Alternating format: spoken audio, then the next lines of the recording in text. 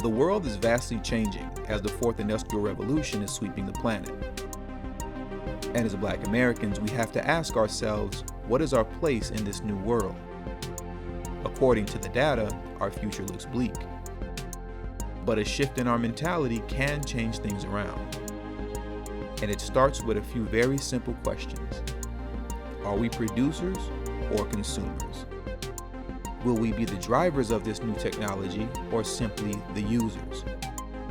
Make no mistake, the world is changing, and whether that change is for better or worse depends on you and not somebody else.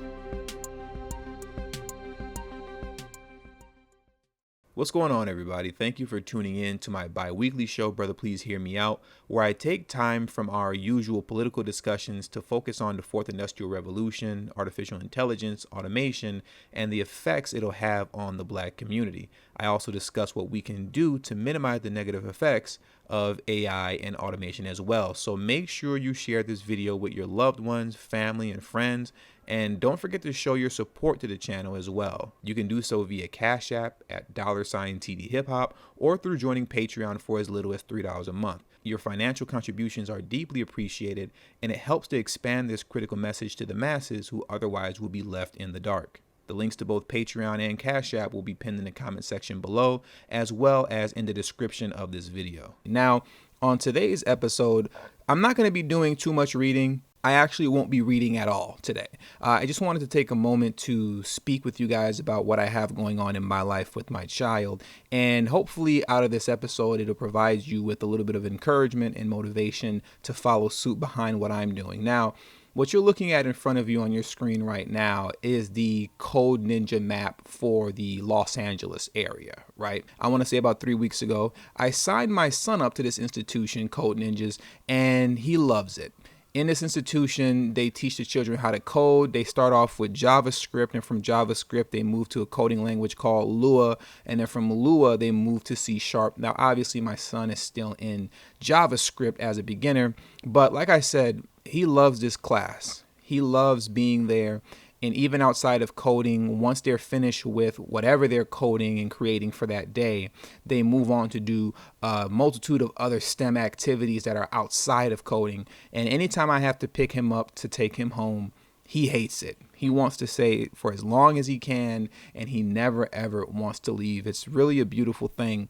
But now getting back to this map, though, as you can see, especially for those of you who know where I live, which is in South Central LA, these institutions are nowhere to be found in our communities where we predominantly are. Now, if you're looking at your screen right now, you can see the cursor circling around the South Central area. And then if you go a little further south, you see Compton. But what you won't see is a Code Ninja. And not only will you not see Code Ninjas where we live out here in Los Angeles, but any type of coding institution for children, these kind of extracurricular activities concerning robotics, they're nowhere to be found where we are. I'm going to switch over to a Google Maps right now to show you that as well. Now, as you can see, if you follow the cursor, once again, I'm circling around the South Central area, and outside of Code Ninjas, there are no coding institutions for our children here where we live. And this seems to be the case no matter what city or state that you go to. Now, I'm going to quickly show you, and I don't want to beat this point too much to the ground, but let's quickly go to the Chicago map. Here are all the Code Ninjas for the most part in Illinois. And as you can see here, there's Chicago, where I'm circling the cursor around. And by and large, there are no Code Ninjas in the Cook County area. Cook County is the county where you're going to see the largest concentration of Black Americans, and particularly in Chicago, but also the surrounding suburbs around Chicago as well. And as you can see here, just like the other maps that I showed you, the further away you get from our communities, the more these coding institutions pop up. Now, this is a serious problem that needs a solution to it rather quickly, because our children cannot afford to be left behind in this new technologically advanced world that's unfolding right in front of our very eyes. So now, with that being said, obviously, with me living in South Central, for me to take my son to Code Ninja, I have to drive at least 30 minutes to get there and to come back every time I take him. Now, obviously, it's not fun to have to drive 30 minutes out to do something so basic, but I do what I have to do in order to make sure that my son is getting the kind of education and being provided with the tools that he needs to be able to compete for the jobs of tomorrow. And I wanted to bring that to you because I know that stuff like this can discourage us to the point to where we won't go the extra mile. And it's not a knock on black people. This is about human beings as a whole. When things aren't convenient and or fair, it typically discourages human beings in general, not black people, human beings in general, to just simply throw in the towel and say, oh, this stuff isn't around here and it's too inconvenient for me to drive way out there. And I also understand everybody's situation is different as well, depending on what your work schedule is, whether or not you're a single parent. There's a lot of things that come into play that makes doing this difficult. But I'm pleading with you, please find a way to get your children to one of these type of institutions. It doesn't necessarily have to be Code Ninjas. It could be any institution of this nature concerning robotics or any other activity within STEM. I know it sucks, but we have to do what we got to do for our children to be able to survive in this new digital age. And secondly, I also want to state this as well. These institutions are not cheap. Code Ninjas by no means is cheap. What I'm paying for my son to go there is the equivalent of a car note.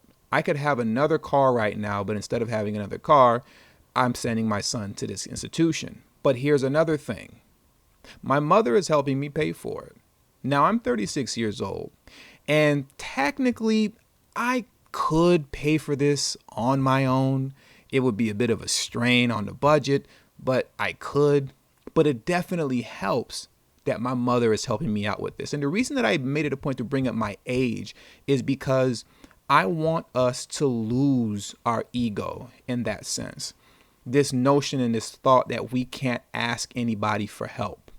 My mother was more than happy to go half on the bill to make sure that my son can get into this institution. And I have absolutely no problem nor any issue telling you that me, a 36-year-old grown man, had to go to his mother for help. There is nothing wrong with that. That's what family's supposed to be there for. Now, I know some of us don't come from the best family structures, so that may be a little bit more of a challenge for you, and I do sympathize in that regard.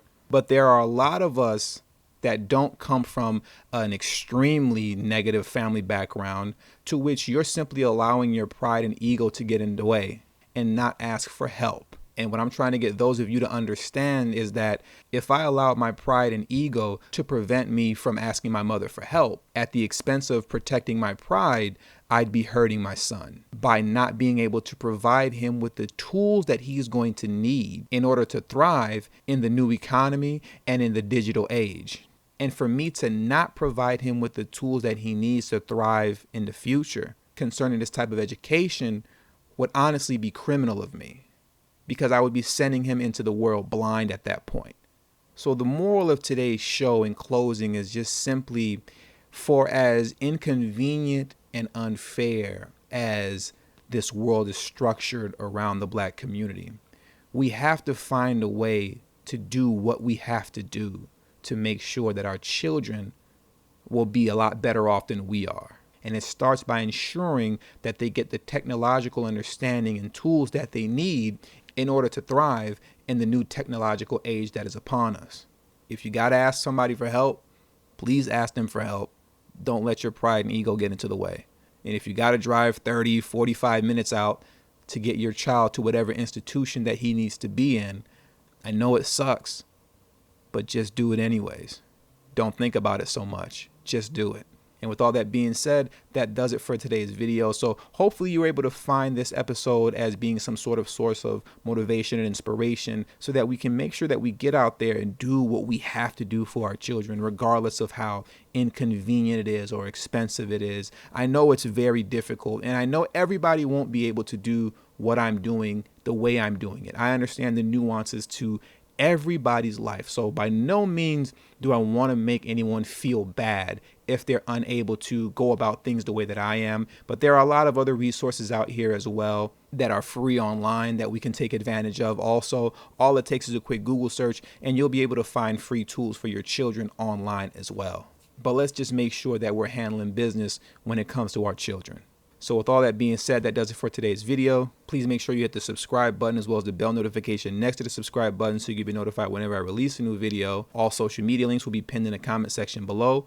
Also, don't forget to text tdhiphop to number 33222. That's tdhiphop to number 33222. That way you'll get a direct text notification whenever I release a new video, but it also serves as a protection plan for myself. In case YouTube ever gives this channel the axe, I'll be able to send you a direct link to where you can find me next. And last but certainly not least, for those of you who have a love and appreciation for the work that I put in on this channel, the number one way you can show your support is through Patreon. For only $3 a month, that will help put me in position to be able to take TD Hip Hop Media off of YouTube. And also for those of you who have issues with joining Patreon, you could also hit the join button as well, which is next to the subscribe button. And that way you can purchase a monthly membership to this channel for as little as $3 a month again as well. All of this helps in the efforts to make TD Hip Hop Media independent of YouTube. Remember, the goal is not to grow big on YouTube, but to grow independent of YouTube. Thank you for your time, and until the next video, peace.